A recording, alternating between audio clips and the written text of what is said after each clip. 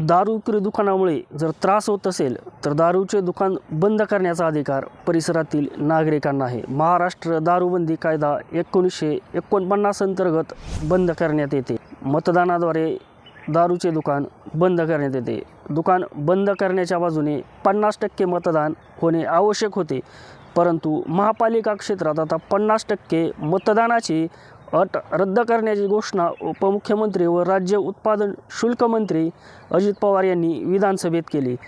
दारूचे दुकान बंद करण्यासाठी 50%पेक्षा कमी मतदान झाले तरी ग्राह्य धरले जाईल।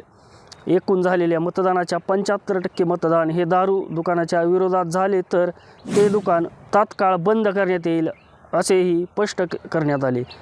गृहनिर्माण किंवा हाऊसिंग सोसायट्यामध्ये बिअर आणि दारू दुकानांना परवानगी देण्यात येते, त्यामुळे कायदा सुव्यवस्थेचा प्रश्न निर्माण झाला होता।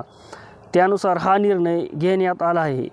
दुकान बंद करण्यासाठी एकूण 50% मतदान झाले पाहिजे। झालेल्या मतदानापैकी 50% मतदान दारू विक्रीचे दुकान बंद करण्याच्या बाजूने होणे आवश्यक होते, परंतु ही अट आता रद्द करण्यात आली आहे। या घोषणेमुळे अनेक दुकाने बंद पडण्याची शक्यता आहे।